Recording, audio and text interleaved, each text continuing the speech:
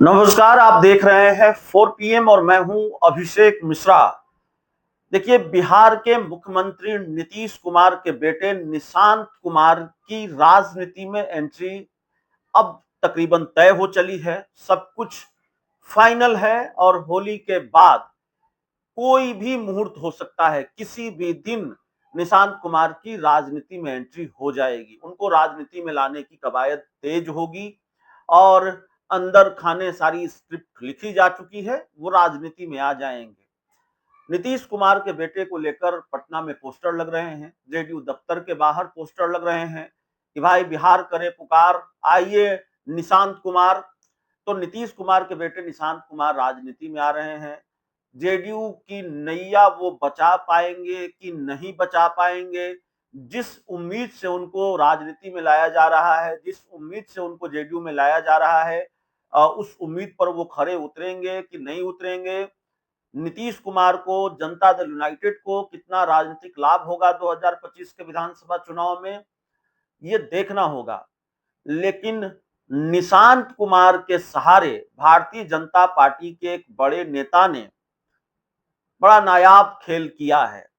निशांत कुमार के कंधे पर बंदूक रखकर निशाना लगा दिया है अपनी ही पार्टी के बड़े नेताओं पर।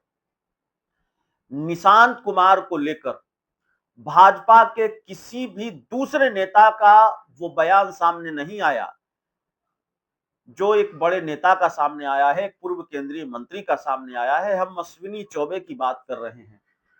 अश्विनी चौबे ने नीतीश कुमार के बेटे निशांत को लेकर जो बयान दिया है, वैसा बयान भारतीय जनता पार्टी के किसी नेता ने नहीं दिया है। भारतीय जनता पार्टी के कोई किसी नेता ने निशांत को सीएम मटेरियल नहीं बताया है, लेकिन सीएम का फेस बता दिया है अश्विनी चौबे ने निशांत को।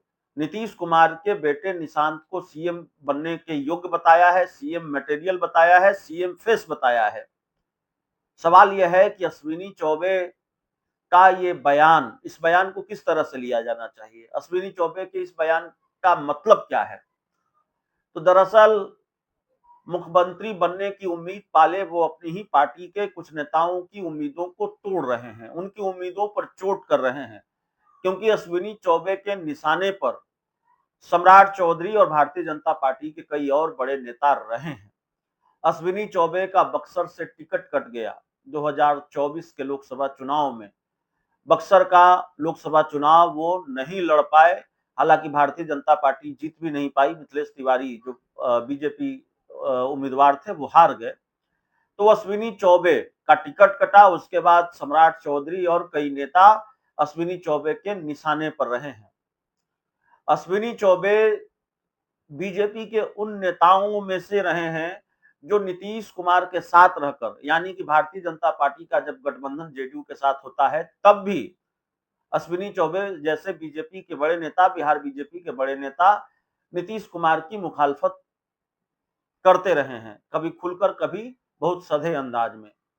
अश्विनी चौबे ने ही बयान दिया था कि नीतीश कुमार गठबंधन में रहें ये ठीक है, लेकिन मुख्यमंत्री बीजेपी का होना चाहिए, बीजेपी की अपनी सरकार होनी चाहिए। और अश्विनी चौबे ने ही सम्राट चौधरी पर एक तरह से निशाना साधा था।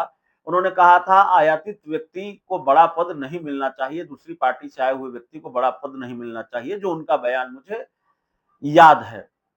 तो अश्विनी चौबे कह रहे हैं कि नीतीश कुमार के बेटे सीएम फेस हैं, उनको सीएम का चेहरा बता रहे हैं, सीएम बनने योग्य बता रहे हैं।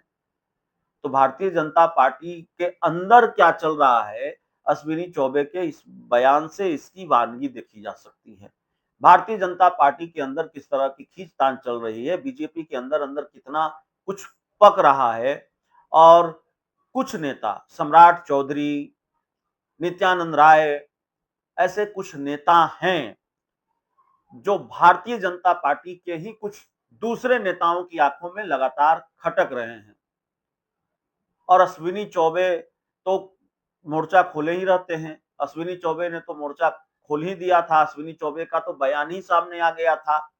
तो जाहिर तौर पर भारतीय जनता पार्टी के अंदर बहुत कुछ पक रहा है। बीजेपी के अंदर भी कमोबेश वही बीमारी आ गई है जो बिहार में कांग्रेस में देखी जाती रही है। गुटबाजी, भारतीय जनता पार्टी कई गुटों में बटी हुई नजर आती है।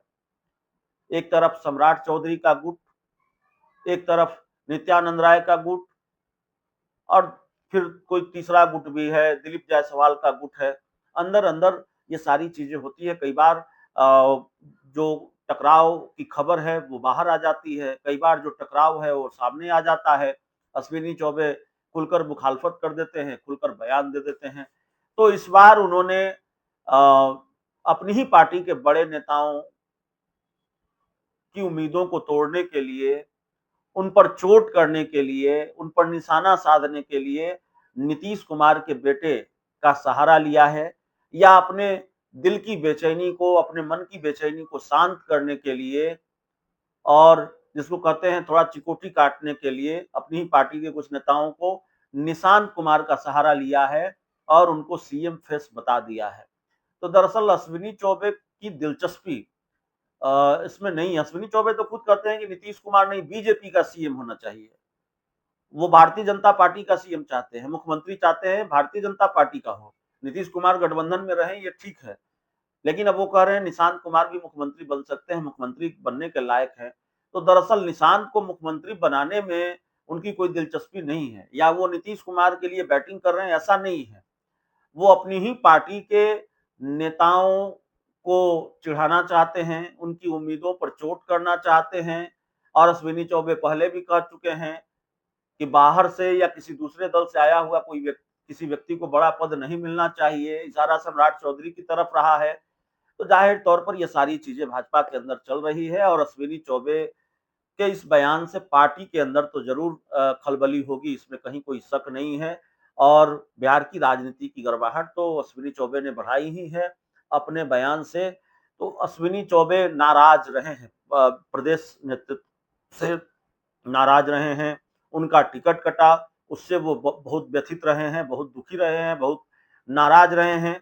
लेकिन करें तो क्या करें, अश्विनी चौबे के सामने भी कोई बहुत मुफीद विकल्प है नहीं। ये जरूर सलाह उन्होंने दी थी कि भारतीय जनता पार्टी का मुख्यमंत्री होना चाहिए। भारतीय जनता पार्टी तो उस खेल में लगी हुई है, अश्विनी चौबे की सलाह मानने में लगी हुई है। लेकिन अब सीएम नीतीश कुमार के बेटे निशांत कुमार को सीएम फेस बताकर उन्होंने कोई दूसरा ही खेल कर दिया है। अपनी ही पार्टी के नेताओं की वो टेंशन बढ़ा रहे हैं, या उनकी जो दावेदारी है सीएम बनने की, उनकी जो उम्मीदवारी है, उस पर वो ब्रेक लगा रहे हैं।